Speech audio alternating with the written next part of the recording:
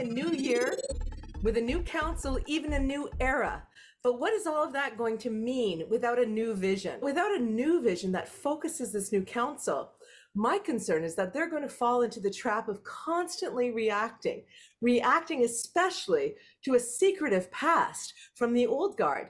This week we have found out about secrets, another sewer leak, because finally we are looking at what's going on with our sewer system. Why didn't they look into the sewer system after Sewergate 5-6 years ago? And then we find out that they never told us that CN Rail was filing an appeal to look at that whole Jamesville development for all those affordable housing and mixed housing units. And council never bothered to tell us. It might delay the project. And as Ward 2, our new downtown councillor Cameron Crutch said on Twitter this week, he's pretty disturbed, very concerned that the citizens weren't alerted about this appeal that may delay, if not kill, the project. So Mary Lou, can you just tell us, when you saw this story, what was your response? First, that Stewart Street yard has been there forever and a day. When I worked for the city and we created the setting sail plan, CN was a tough customer, but it got resolved. And now here we are with a site that is residential. It has houses on it. They've been closed up and the tenants have been moved out. It is housing. And CN is saying, should it be housing? And my reaction was, give your head a shake. Give your head a shake. And the letter from CN's lawyer was a standard letter and correctly says, yes, there's a guideline of 300 meters and an area of influence of 1,000 meters. But you have to look at the circumstances we're dealing with. CN agreed to 150 meters around the Stewart Street yard through the setting sail appeals. That's settled. This is outside the 150 meters. Negotiate the solutions. And let's all move on. The other aspect of this, that appeal was filed in September and not one word was said. Not one word.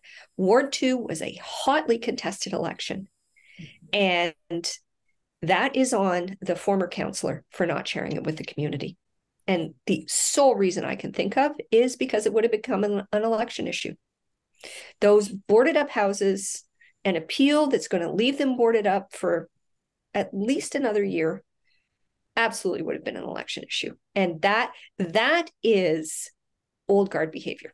So when you mentioned the former councillor, Mary Lou, you are talking about, of course, Jason Farr, who got trounced, and I mean trounced, in the election by the current councillor, Cameron Crutch. What we're finding out is that this project, this significant project was supposed to bring much needed housing to the area, is in real jeopardy. It was never disclosed. It's kind of reminding me of council not telling us about Sewergate before the previous election. But it also is at a time when we are in a housing crisis. We had on a panel of experts on the OShow talking about the need for affordable housing, and the HATS program, which is continually delayed by this council, this new progressive council can't seem to figure out the HATS situation and how to get those emergency shelters done. What are we doing? We're leaving citizens out in the cold on Christmas Eve because council couldn't get it together. So Chris, I want to go to you. This Jamesville thing might seem like, a planning issue over here around some complicated issues, although I appreciate, Mary Lou, you making it so clear for our viewers, but it's a bigger topic of what the hell was the old guard doing around affordable housing? How is this important development in jeopardy? And to the point of your op-ed, other cities like Montreal have figured out some solutions here. So what was your reaction when you heard that this Jamesville project, this eyesore, right down by our harbor, is now possibly going to be like that even longer? It's absolutely infuriating to see housing that could be used sit vacant, especially when right across the street there were massive encampments for many, many, many months during the pandemic. To see people who are in desperate need of housing go without that housing simply because developers didn't take the right steps or because the council hasn't been able to figure out how to move forward. Council can't shoulder all of the blame. The province has a lot to do with this as well. They continue to push the same old narrative that all we need is supply and that'll fix the problem, but we know it won't. We know that supply simply makes developers more wealthy. And what we need are real solutions Which is why when you look at places, Vancouver is great for this. They've been focusing on co-op housing, small housing in already existing urban areas, just increasing the density a little bit.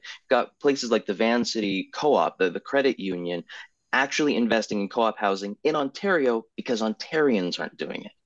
So to see people from British Columbia coming here to invest in co-op housing that we want, because a really important statistic that people seem to forget is that we only have about 3,000 units of co-op housing from Hamilton to Niagara, and there are no vacancies. People want this kind of housing, and we can't get it because there isn't the initiative and move forward. Instead, people are focused on building giant high rises downtown. And even then, you can barely get them started because of the conflicts between the province, the city, and the developers. And then, of course, the outside agencies like CN we're seeing. What's happening in Montreal, what's happening in Vancouver, other cities are looking at this quagmire of all these different parties fighting over it, and they're doing something. And it feels to me here in Hamilton, Mary Lou, and I know you worked for the city and during setting sail, which is so great that you're with us today on this, but it feels like part of the problem why we can't get any innovative stuff done around here is the secrets and lies. Like there's secrets. The council wasn't looking for best practices. They were rarely leaving the city and trying to figure out what other places were doing. But even with the stuff that was happening here that had good potential, they weren't telling us about. They weren't disclosing the progress or some of the concerns. People could have been writing letters to CN months ago to let them know how important this was before this goes to a hearing. I mean, we're kind of kept in the dark. So how does that make you feel knowing that you were part of setting sail all those years ago? Well, so there's the good side, which is, I would say, we are succeeding in spite of ourselves, in spite of our past council. Yeah. So the work that was done on the Jamesville project, the development consortium, the consultants, they did great work. Like I read the staff report, and the city staff did great work as well. So, we're on the right track. But it takes leadership. It takes the mayor phoning the president of CN and saying, get on board. Bad pun for a train company, but get on board. The reality is the decisions have been made about how the West Harbor is going to develop. And, that work started over 40 years ago with the city's decision to expropriate the land that is Bayfront Park and create a vision for that whole West Harbor to take it from industrial to housing and neighborhood and parks and community. And CN has been at the Stewart Street Yard. There's been discussion about them leaving. It doesn't seem they're leaving. Okay, well then how do we peacefully coexist? And what does a good, positive working relationship look like so we don't get into these Ontario Land Tribunal fights? It just costs more money. It delays. And in the worst housing crisis we've seen since World War II, it just boggles the mind that there has not been, and there continues not to be, leadership from the council to say, let's find a solution. There are solutions to be had. There are technical solutions. There are political solutions. But it really, really needs that political leadership to say, this is going to happen. I can remember sitting in meetings with CN's technical staff when we were doing Setting Sail. And I said to them, this is the community that had the Plastimet fire. Right. You are not going to impose your will on them for more industry. That is not on the table. And the council and the mayor at the time backed that. The senior staff backed that. And that's what it takes. It's all hands on deck here and get a solution. And we're just not seeing that yet from this new council. So why isn't our mayor and some of the other councillors backing the Ward 2 councillor and getting all, to Mary Lou's words, all hands on deck? From what I understand in my conversations with councillors, both newly elected and some folks who are returning, there's been a bit of a shift in the focus and the way that people are approaching politics now.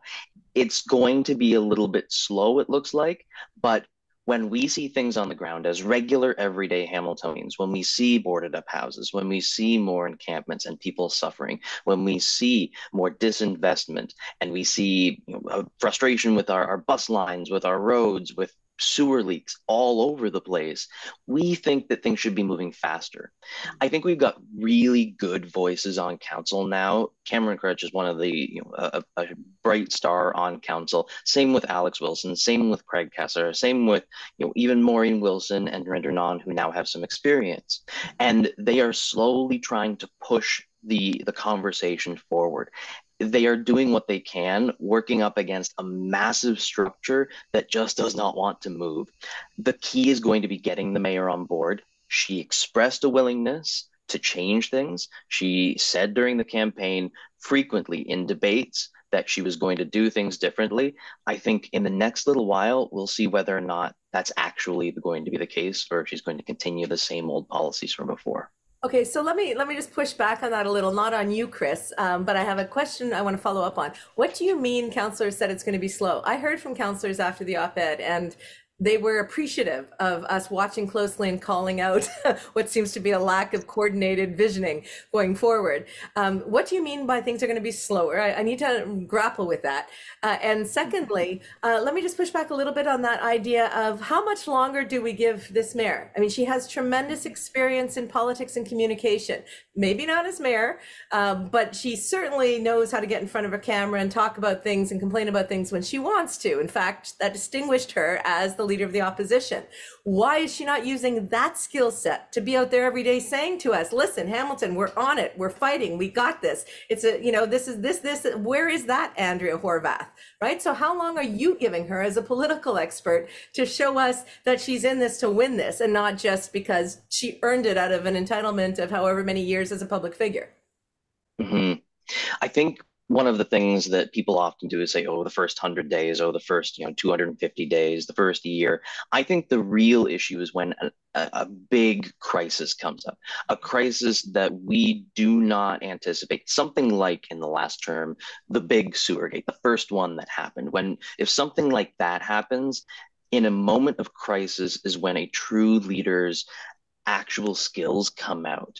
Mm-hmm. Unfortunately, we have to sort of wait for something terrible to happen. But the mayor can, in the interim, do small things to improve the situation so that when a big crisis does arise, we are prepared for it. So I'm going to be waiting for something big to happen. Maybe it's the fallout from the forced Greenbelt expansion that the province is trying to impose on everyone. Or maybe... But I mean, Chris, that was a big thing, right? That was a big thing. The premier, right after the election, flipped on his promise. We had Councillor Danko come out with a tweet stream saying, we can and will fight, we will resist, were his words, very Churchillian. We had the mayor of Burlington on our city hall front steps at a huge rally. Our mayor was not there. So to me, that was one big thing already. And then Christmas Eve, and Mary Lou, let me just pop this over to you. I'm not mad at you, Chris. I'm just frustrated.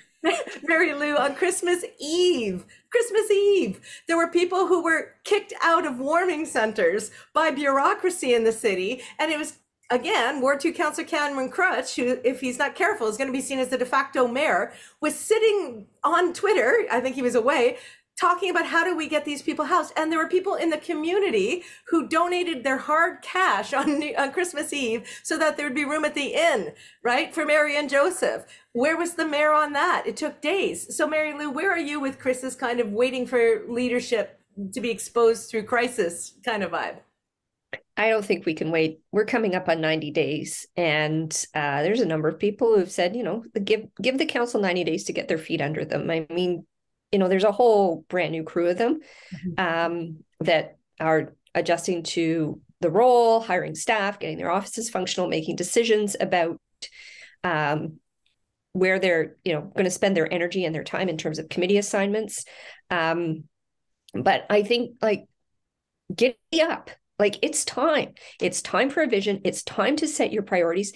It's been almost 90 days. We have not heard one word about the $3.4 billion infrastructure project that this city is going to get built, LRT. It wasn't an election issue, but it's the largest infrastructure investment in this city. Where are we at that? It's been crickets or radio silence. I think that the other thing that this council really, really needs to get their heads around is how are they going to communicate expectations of transparency to the organization? Because let me say that, like, I don't know Nick Winters, but I'm going to tell you, I love the guy. Yeah, he's the water guy, right? That Joey Coleman. He's the head of Hamilton Water. The update he gave yesterday on the latest leak, the presentation he did to Public Works Committee, clear, concise, explained it in a way that anybody can understand. And he's inherited a mess, and he's working hard to fix it. And if there is a message that has come out of this election, hopefully to the staff, is do your best job. Do your best job. You won't get your head shot off for giving us bad news. And do your best job. As a community, we want the bad news. You know, when this story broke about Sewergate, and when I put out my op-ed about the vision, I thought maybe I'm a little over my skis, maybe I'm being critical. You know, the response back, not just counselors saying thank you for that, but citizens, that surprised me, all over all my platforms saying, I was worried about the same thing. Like, let's get on with it. We cannot wait. We did not go through that traumatic election to get caught back up in these rabbit holes and these old issues. Where's the vision? Where's the momentum? Where is the communication? Where's the expectation setting? Just tell us where we're going, and we can deal with all the crap that's going to be revealed about the last 15 years of the old guard. But we need this council to show us a vision, to come together. And as you said, Mary Lou, to be clear and concise. I want to thank both of you for being so clear and concise on this OShow. We're just going to do a starter, not go into a huge long conversation this time, because I think, to your point, Chris, and to your point, Mary Lou, it's time for action. It's time for communication. It's time for vision. Both of you as engaged citizens are on it. You're watching, you're concerned, you're caring, and you want the council to succeed, as we do here on the OShow. But we need to start seeing some action and some communication. Listen, Crisis Management 101, even if you don't know how to fix the crisis, you can certainly tell people what your vision is, what it looks like, what your intentions are, how you're going to approach the crisis. We need to know how we're going to get through the next 3.5 years as a city so that we can see real positive change, including on LRT. Thank you so much, Mary Lou, planner extraordinaire with the history we rely on so much here on the OShow. And Chris Earle, I love how you look at politics. You're an optimist, my friend. And we'll have you back maybe after the 90 days or the next crisis to see how you think the leadership is doing in the city. Thank you both. And thank you for watching the OShow. Subscribe on YouTube so you don't miss a single episode.